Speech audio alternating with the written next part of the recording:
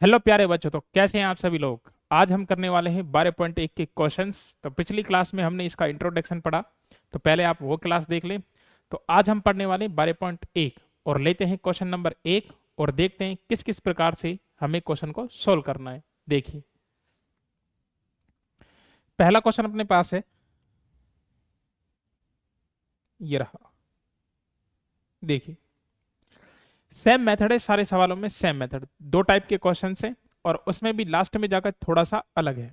तो देखिए, क्वेश्चन में हमसे क्या बोला है। क्वेश्चन में हमसे ये बोला है, ये कह रहा है ग्राफ की विधि से निम्न रैखिक प्रोग्रामन समस्याओं को हल कीजिए। यानी ग्राफ की विधि से हल करना है, जहां पर ये जो z है, z वो अपने पास कितना है 3x प्लस 4y। उसके बाद हमें ये दे रखा है x plus Y less than equal 4। उसके बाद x ग्रेटर देन इक्वल 0 और y ग्रेटर देन इक्वल 0। अब जरा इसका मेथड देखिए, मेथड क्या है। सबसे पहले आप ये लिख लो कि ये z बराबर हमें क्या दे रखा है, z बराबर हमें दे रखा है 3x प्लस कितना दे रखा है 4y। उसके बाद हमें प्रतिबंध दे रखा है, प्रतिबंध ये हमें प्रतिबंध दे रखा है और प्रतिबंध अपने पास क्या है x प्लस वाई और उसके बाद क्या है लेस देन इक्वल क्या है 4। ये अपने पास एसएमई का है x plus Y less than equal 4। उसके बाद ये x ग्रेटर देन इक्वल 0 और y ग्रेटर देन इक्वल 0। ये अपने पास क्या है भाई ऋणोत्तर प्रतिबंध। तो ये हमें दे रखा है x ग्रेटर देन इक्वल 0 और क्या दे रखा है y ग्रेटर देन इक्वल 0। तो ये सारी वो चीजें हमने लिख ली जो क्वेश्चन में दे रखा था। अब देखिए, मैं स्टेप बना दूंगा और वो स्टेप आपको ऐसे याद रखने हैं, ठीक है।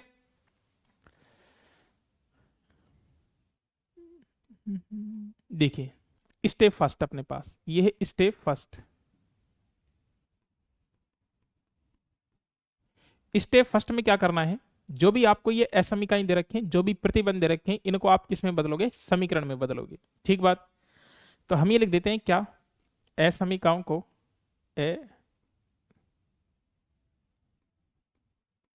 असमीकरण को असमीकरण को किस में बदल देते हैं भाई, समीकरण में बदलने पर। तो देखो भाई, ये अपने पास असमीकरण, इसको छोड़ देंगे, ये तो पहले से ही समीकरण है, उद्देश्य फलन है, तो ये बाद में काम आएगा। तो इसको जब मैं समीकरण में बदलूंगा तो क्या लिखूंगा x प्लस वाई और ये जो असमीका का चिन्ह है इसको हटा दूंगा और समीकरण क्या कहलाता है, जब बीच में क्या हो इक्वल हो। ये अपने पास कितना गया 4 और इसको कह देता हूं समीकरण नंबर 1। जितने भी असमीकाएं उनको समीकरण में बदलना है और इक्वेशन 1, इक्वेशन 2, इक्वेशन 3 ऐसे लिख देना है, ठीक बात है। अब अगर मैं इसको समीकरण में बदलूंगा तो ये क्या बनेगा भाई, ये बनेगा x बराबर 0 और ये क्या बनेगा y बराबर 0। मैं सिर्फ इसी क्वेश्चन में तुम्हें दिखा रहा हूं कि भाई ये अपने पास ये x बराबर 0 लिखा, y बराबर 0, आगे से ये अंडरस्टूड रहेगा, ठीक है। तो ये x बराबर 0 और y बराबर 0, इसको भी समीकरण में बदला, इसको भी समीकरण में बदला और इसको भी क्या कर लिया, समीकरण में बदल दिया। इसको मैं कह देता हूं इक्वेशन नंबर अपने पास क्या है, ये 2 है, ठीक है। अब हमें क्या करना है, अब हमें ये करना है, जो भी समीकरण मुझे दे रखे हैं इनसे मुझे x के और y के मान निकालने, ठीक है। ये सिर्फ मैंने बता दिया इसको लिखने की, हालांकि तुम्हें जरूरत नहीं है, बस ये जो असमी का ये समीकरण दे रखे हैं ये अपने काम के। तो उसके बाद में क्या लिखूंगा, समीकरण नंबर क्या लिखूंगा 1 से। देखो समीकरण नंबर 1 से, तो हम ये लिख देते हैं समीकरण नंबर 1 से। और समीकरण नंबर 1 से मुझे निकालने x के मान और y के मान। तो ये अपने पास x प्लस वाई बराबर कितना है अपने पास 4 और ये भी फिक्स है, एक बार x की जगह 0 रखना है, एक बार y की जगह 0 रखना है। जैसे ही मैं x की जगह 0 रखूंगा तो देखो x की जगह मैं 0 रखूंगा तो ये 0 हो जाएगा और y की वैल्यू अपने पास कितनी आ जाएगी, y की वैल्यू अपने पास आ जाएगी 4। अब अगले स्टेप में क्या करना है, y की जगह 0 रखना है और बताओ y की जगह मैं 0 रखूंगा तो x की वैल्यू अपने पास कितनी आ जाएगी 4। और जैसे ही तुम्हारे पास x के और y के मान आ जाए तो यहां से हम बना लेंगे एक सारणी, ठीक बात है। सारणी हमें ऐसे बना लेनी है, ये सारणी बन गई, ठीक है भाई। देखिए, यहां हमें लिखने x और यहां लिखना है y। पहले हमने x की जगह कितना रखा 0, तो y की वैल्यू हमें कितनी मिली बताओ 4। फिर हमने बताओ y की जगह कितना रखा 0, तो y की जगह 0 रखा और बताओ x की वैल्यू कितनी मिली हमें 4। सारणी बनाने के बाद जो सारणी में तुम्हें ये पॉइंट दिख रहे हैं, पॉइंट देखो 0,4, 4,0, इन्हें पॉइंट बना दो। कैसे पॉइंट बना देंगे, देखो ऐसे। पहला पॉइंट अपने पास क्या बनेगा ए, इसे ए नाम दे देंगे। एक्स का मान 0 है तो वाई का मान कितना है 4, तो ये 0 कोमा क्या बना 4। फिर बी पॉइंट अपने पास कितना बन जाएगा, बी पॉइंट अपने पास बन जाएगा 4 कोमा क्या बन जाएगा 0। तो पहला पॉइंट ए क्या है 0,4 और दूसरा पॉइंट अपने पास क्या है 4,0। अगर आगे कोई समीकरण होगा तो सेम उसमें भी ऐसा ही करना है, एक्स की जगह 0, वाई का मान, वाई की जगह 0, एक्स का मान, और वापस क्या बन जाएगी एक सारणी, वो पॉइंट बन जाएगा सी और क्या बन जाएगा डी बन जाएगा। तो पहला स्टेप अपने पास क्या है, स्टेप है असमीकाओं को समीकरण में बदलना, और दूसरा अपने पास सेकंड स्टेप क्या है, सेकंड स्टेप है जो भी समीकरण दे रखे हैं उनसे हमें एक्स का मान और किसका मान निकालना है वाई का मान। ठीक है, ये ऐसे ही रहने देना है, इनसे कुछ नहीं करना है। ये तो एक्स बराबर 0, वाई बराबर 0।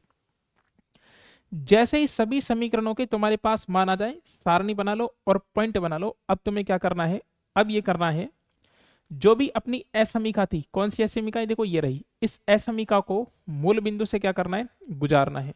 अब देखो मूल बिंदु से गुजारते हैं। अच्छा, एक ये समीकरण अपने पास कौन सी, x plus Y less than equal 4, ये तो समीकरण है x प्लस वाई बराबर 4। तो तीसरा स्टेप क्या होगा, तीसरा स्टेप अपना, तीसरा स्टेप होगा थर्ड स्टेप,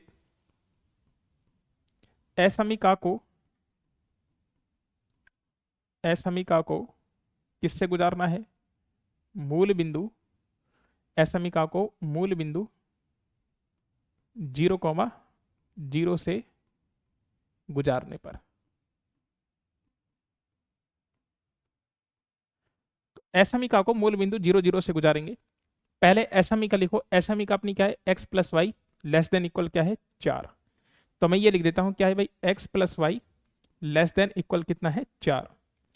अब भाई इसे 0,0 से गुजारो, 0,0 से गुजारने का मतलब क्या है, x की जगह 0 रखो, y की जगह 0 रखो, और जैसे ही मैं x की जगह 0 रखूंगा और y की जगह 0 रखूंगा तो ये अपने पास क्या बनेगा, 0 और 0 को जोड़ोगे तो 0, और ये लेस देन इक्वल 4। अब तुम्हें यहां बताना है कि ये बात सही बात है या गलत बात है। अब मुझे बताओ, ये कह रहा है कि 4 जो है वो 0 से क्या होता है बड़ा, सही बात है गलत बात है, बिल्कुल सही बात है, क्योंकि 4 जो होता है वो 0 से क्या होता है बड़ा। दूसरी बात देखो बराबर भी है, 0 4 के बराबर है क्या भाई, नहीं है, लेकिन 0 4 से क्या है बड़ा। असमीका में ये एक खास बात है कि भाई कोई एक मान संतुष्ट करनी चाहिए, या तो ये बराबर हो या फिर ये क्या हो बड़ा। तो इसका मतलब ये बात क्या है भाई, सत्य। तो आप यहां लिखोगे सत्य, और जब आप सत्य लिखोगे तो यहां अगली लाइन क्या लिखेंगे, ये लिखेंगे हल क्षेत्र, ये लिखेंगे हल क्षेत्र, हल क्षेत्र जो होगा वो कहां होगा, मूल बिंदु की ओर होगा, मूल बिंदु की ओर होगा। तो हल क्षेत्र कहां है भाई, मूल बिंदु की ओर होगा। अब तुम ये कहोगे कि सर क्या मूल बिंदु से ही गुजारना जरूरी है क्या, बिल्कुल भी नहीं है, बिल्कुल भी नहीं है। अब क्यों नहीं है मैं आगे बता दूंगा। असमीका को मूल बिंदु से गुजारा, मूल बिंदु से इसलिए गुजार देते हैं क्योंकि आसान होता है, 0,0 रखेंगे तो सीधा सीधा जाएगा। अगर ये असत्य होगा तो यहां क्या लिखना है, हल क्षेत्र मूल बिंदु से कहां होगा दूर होगा, और सत्य तो हल क्षेत्र कहां होगा मूल बिंदु की ओर होगा। तो ये तो एक ही असमीका थी, अगर दो होती तो सेम ऐसा ही करते, फिर देखते सत्य या असत्य है, फिर ये लिखते हल क्षेत्र मूल बिंदु की ओर है या फिर दूर है। तो जितनी भी असमीकाएं सारी की सारी किससे गुजारनी है, मूल बिंदु से गुजारनी है। आगे बात समझ में, पहला स्टेप क्या है, जो भी असमीकाएं उन्हें किस में बदलो, समीकरण में। समीकरण में बदलने के बाद क्या करना है, उन समीकरण से एक्स और वाई के मान निकालने, एक सारणी बना लेनी है, यहां से पॉइंट बना लेना, ए बी आगे दे रखा है तो सी डी, और आगे दे रखा है तो ई एफ लिख लेंगे। ठीक है, बस 2 ही पॉइंट निकालने, ठीक है। फिर जितनी भी असमीकाएं उनको किससे गुजारोगे तुम, मूल बिंदु से गुजारोगे, और मूल बिंदु से गुजारने के बाद तुम देखोगे कि ये बात सही बात है या गलत बात है। अगर सत्य बात है तो इसका जो हल क्षेत्र होगा, किसका हल क्षेत्र होगा, इस असमीका का हल क्षेत्र होगा, वो कहां होगा मूल बिंदु की ओर, और अगर असत्य तो हल क्षेत्र कहां होगा मूल बिंदु से दूर। इतना सब करने के बाद अपना चौथा स्टेप क्या होगा, हमें बनाना है ग्राफ। क्यों, क्योंकि भाई कौन सी विधि लेनी है हमें, ग्राफ विधि। और ग्राफ किससे बनेगा भाई, पॉइंट ए है और पॉइंट क्या है अपने पास बी। तो देखिए ग्राफ बनाते हैं भाई।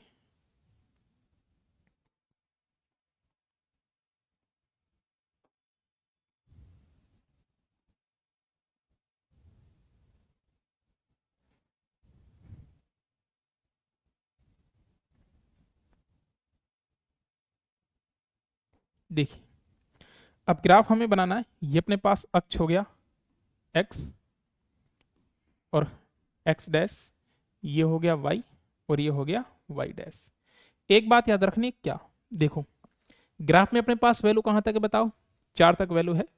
जितनी बड़ी वैल्यू होंगी ग्राफ पर उसी प्रकार से हमें वो दिखानी है। तो देखिए यहां मैं ले लेता हूं, ये अपने पास पॉइंट है क्या, 1 2 3 4 और 5। ऐसे इधर ले लेते हैं, ये 1 2 3 4 और ये 5। ठीक है, अब आ जाओ देखो ए पॉइंट क्या है बताओ, 0,4, यानी एक्स पर कितना है 0 और वाई पर कितना है 4। तो वाई एक्स पर कितना चल देंगे, बस 4 चल देंगे। तो ये अपने पास पॉइंट क्या रहेगा देखो, ये पॉइंट अपने पास ए बराबर क्या हो जाएगा बताओ, 0,4। बी पॉइंट क्या है, बी पॉइंट 4,0, तो एक्स पर 4 चल दो बस। तो ये रहा एक्स, एक्स पर 4 चलूंगा तो बी, और ये अपने पास क्या गया 4,0। ठीक बात है। अब दोनों पॉइंटों को मिला दो मेरे बच्चों, दोनों पॉइंटों को मिला देते हैं, और ये मिला दिया किससे भाई, ए को किससे मिला दिया, बी से। ठीक है, ऐसे आप बड़ी रेखा भी बना सकते हो, कोई दिक्कत नहीं। ये कंप्लीट हो गई। अगर कोई और रेखा है तो दूसरी रेखा बना देंगे, 2 है तो 2 बना दो, 3 है तो 3 बना दो। अब जरा वापस आ जाओ घूम के, कहां देखो इधर, ये हमने क्या लिखा था, x बराबर 0 और क्या लिखा था, y बराबर 0। x बराबर 0 का मतलब होता है y अक्ष, और y बराबर 0 का मतलब होता है x अक्ष। आगे बात समझ में, तो ये देखो भाई, ये वापस आ जाता हूं मैं। तो देखो ये अपने पास क्या है, x बराबर 0, और x बराबर 0 का मतलब क्या है, y अक्ष। ये रहा अपने पास, ये रहा। और बताओ y बराबर 0 का मतलब क्या है, x अक्ष, ये रहा। ठीक है, अच्छा मैंने नीचे क्यों नहीं लिया और इधर क्यों नहीं लिया, इसलिए नहीं लिया क्योंकि x और y के मान बताओ क्या है, सिर्फ और सिर्फ पॉजिटिव है। ठीक है, नेगेटिव नहीं है। अब जरा देखो मुझे क्या देखना है, मुझे ये देखना है, क्या देखना है कि भाई ये जो क्षेत्र अपने पास है, देखो ये अपने पास बन गई क्या, ये एक रेखा बन गई, असमीका बन गई, और इस असमीका का नाम क्या था, x plus Y less than equal कितना था, 4। अब मुझे इस असमीका का क्या बनाना है, हल क्षेत्र बनाना है। इस असमीका का हल क्षेत्र कहां होगा, अब जरा इधर देखो, ये अपने पास क्या था बताओ, हल क्षेत्र कहां है, मूल बिंदु की ओर। अब आ जाओ भाई यहां पर, अगली बार से हम ये x और y नहीं लिखेंगे, अंडरस्टूड रहेगा कि ये x यहां से यहां तक, y यहां से यहां तक। ठीक है, ये अपने पास हो गया y अक्ष, और ये अपने पास क्या हो गया, x अक्ष। x बराबर 0 का मतलब y अक्ष, और y बराबर 0 का मतलब क्या होता है, x अक्ष। अब ये रहा मूल बिंदु O 0,0। अब इसका हल क्षेत्र बनाना है, और इसका हल क्षेत्र जो होगा वो बताओ क्या होगा, मूल बिंदु की ओर होगा। अब मूल बिंदु कहां है भाई, ये रहा। अब देखो इस लाइन के एक क्षेत्र इधर है और इस लाइन के एक क्षेत्र इधर है, लेकिन मुझे कौन सा लेना है बताओ, जो क्षेत्र कहां है, मूल बिंदु की ओर है। और मूल बिंदु की ओर तो है, मूल बिंदु की ओर तो है। अभी देखिए, देखिए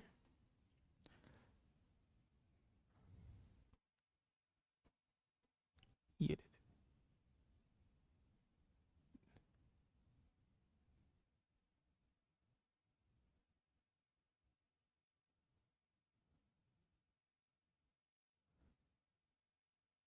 ये रहा अपने पास ये वाला क्षेत्र।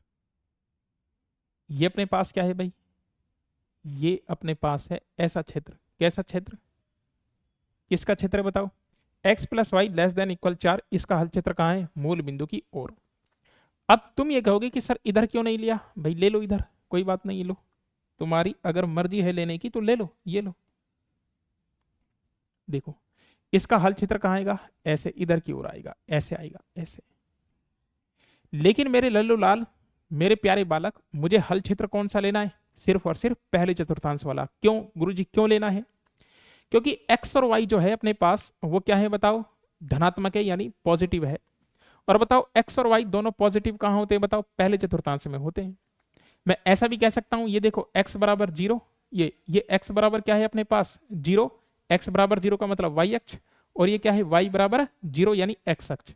तो x अक्ष, y अक्ष, और इस रेखा के द्वारा, सबके द्वारा जो घिरा हुआ क्षेत्र कौन सा है बताओ, ये वाला। ठीक है, तो पहली बात, जो भी अपना क्षेत्र आएगा, जो भी अपना क्षेत्र आएगा वो कौन से क्षेत्र, कौन से चतुर्थांश में आएगा, पहले में आएगा। पहले से कभी भी कहा नहीं जाएगा, बाहर नहीं जाएगा। क्यों नहीं जाएगा?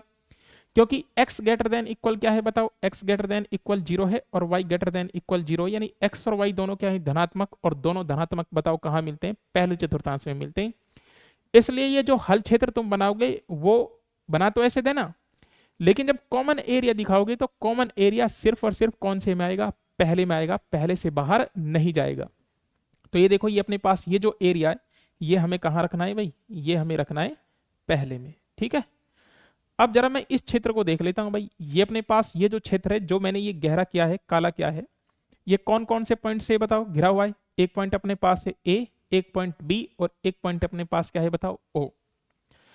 ऐसा भी हो सकता है कि ये जो हमने कॉमन एरिया बनाया है, ये जो हमने हल क्षेत्र बनाया है, ये हल क्षेत्र चारों तरफ से घिरा हुआ नहीं हो।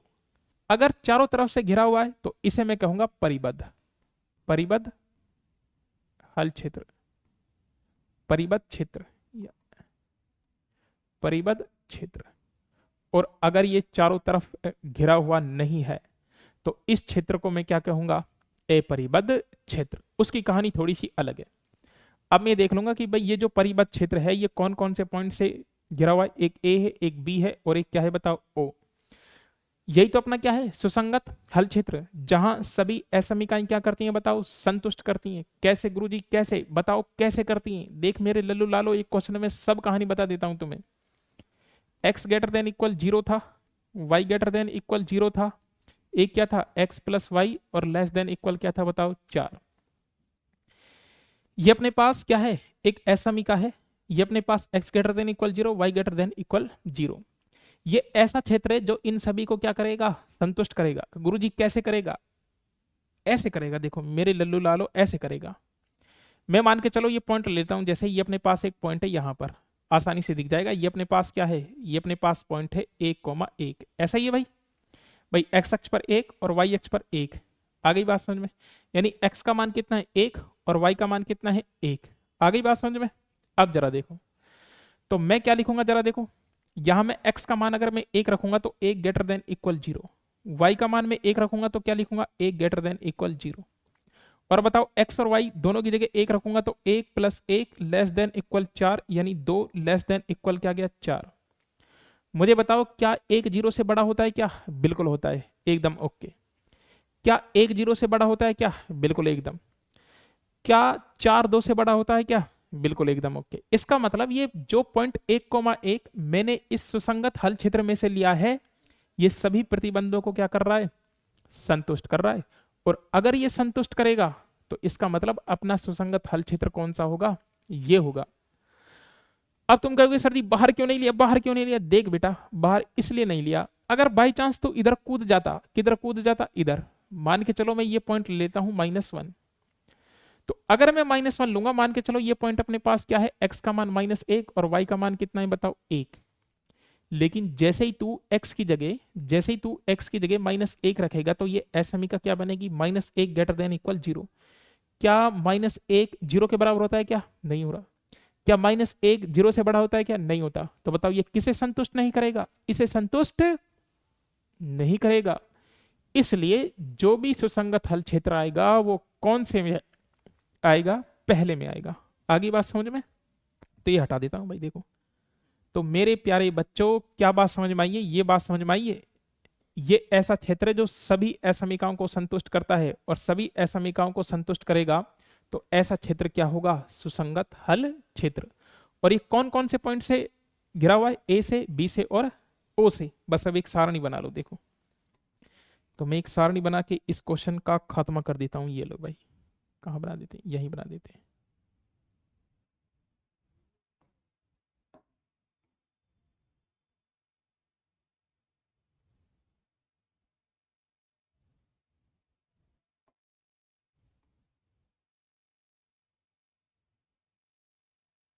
देखो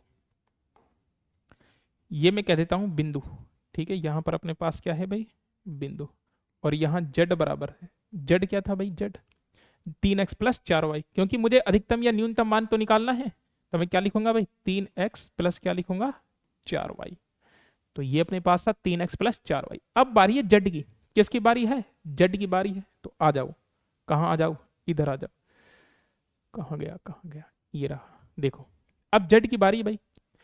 ये जो क्षेत्र है कौन कौन से पॉइंट से घिरा हुआ था, बस वही पॉइंट लेने, बाकी छोड़ देने, बाकी से मुझे कोई लेने देने नहीं है। ए पॉइंट अपने पास क्या है बताओ? ए पॉइंट 0 कॉमा कितना है बताओ? 4। बी पॉइंट अपने पास क्या है? बी पॉइंट 4 कॉमा क्या है बताओ? 0। 4 कॉमा 0। और बताओ अपने पास ओ पॉइंट क्या है? 0 कॉमा 0। रखो भाई, इधर रखोगे तो जेड बराबर एक्स की जगह 0 रखूंगा तो 3 इंटू 0 और प्लस में 4 इंटू कितना? 4। तो बताओ ये 0 हो गया और 4 चौक कितना हो गया बताओ? 16। अब रखो जेड बराबर एक्स की जगह कितना रखना है? 4। तो 3 इंटू 4 और प्लस में क्या लिखेंगे भाई? 4 इंटू 0। तो 4 क्या कितने हो गए? 12। 4 का गुणा 0 से करोगे 0, यानी ये कितना गया? 12। 0 0 रखो, 0 0 रखोगे तो 3 इंटू क्या लिखोगे? 0 प्लस 4 इंटू क्या लिखोगे? 0। तो बताओ क्या गया? 0। अधिकतम मान बताओ, अधिकतम मान बताओ। जड़ का अधिकतम मान क्या है? 16। तो इसे मैं कहूंगा मैक्सिमम मान। जड़ का न्यूनतम मान क्या है बताओ? 0। तो मैं इसे बोलूंगा क्या? मिनिमम मान। अब देख लो क्वेश्चन में पूछा क्या है। ये कह रहा है अधिकतम, अधिकतम मान बताओ, अधिकतम मान। तो बताओ अधिकतम मान कितना है? अधिकतम मान है 16। और कौन से पॉइंट पर प्राप्त हो रहा है? 0,4। और जिस बिंदु पर अधिकतम या न्यूनतम मान प्राप्त हो उसे हम कौन सा हल कहते हैं? इष्टतम हल। तो बस लास्ट में एक लाइन लिख देनी है क्या? कि भाई जेड का अधिकतम मान, जेड का अधिकतम मान कितना है भाई? 16। जो बिंदु किस पर प्राप्त होता है भाई? ए 0,4 पर प्राप्त होता है। इसलिए इष्टतम हल क्या होगा भाई? 0,4 होगा। बस। और ये इस क्वेश्चन की कहानी क्या है? कंप्लीट। तो वापस आ जाता हूं, देखो एक बार ये रहा। सबसे पहले जो क्वेश्चन में दे रखा है वो लिख लिया। असमीकाओं को किस में बदलोगे? समीकरण में। फिर समीकरण से क्या निकालोगे? बिंदु निकालोगे। फिर जितनी भी असमीकाएं उन्हें किससे गुजारोगे? मूल बिंदु से गुजारोगे। और मूल बिंदु से गुजारने के बाद ये देखोगे कि सही है या गलत है। अगर सत्य तो हल क्षेत्र मूल बिंदु की ओर, असत्य तो हल क्षेत्र कहाँ होगा? मूल बिंदु से दूर। ये सारी कहानी करके तुम्हें क्या बनाना है? ग्राफ बनाना है। और ग्राफ बनाने के बाद तुम्हें क्या करना है? इसका हल क्षेत्र दिखाना है, मूल बिंदु की ओर है या मूल बिंदु से दूर है। इसमें एक रेखा है, आगे और भी ज्यादा आएंगी, ठीक बात है। उसके बाद हमें देख लेना है कि ये जो हमारा हल क्षेत्र है, जो हल क्षेत्र सभी असमीकाओं को संतुष्ट करे, वो हल क्षेत्र लेना है। तो ये वो हल क्षेत्र था जहां सभी असमीकाएं क्या हो रही थी? संतुष्ट हो रही थी। अभी देख लेना ये कौन कौन से पॉइंट से घुरा हुआ है? ए से, बी से और सी से। तो यहां सारणी बना लो। अधिकतम मान 16 और मिनिमम मान क्या है बताओ? 0। तो हमसे क्या पूछ रहा था? वो अधिकतम करवा रहा था। और कौन से पॉइंट पर है बताओ? 0,4 पर। इसलिए इष्टतम हल क्या होगा? 0,4 होगा। तो उम्मीद करता हूं आपको ये क्वेश्चन समझ में आया होगा। आगे आपको बेहतरीन तरीके से और क्वेश्चन करवाए जाएंगे। मिलते हैं नेक्स्ट वीडियो में, तब तक के लिए धन्यवाद।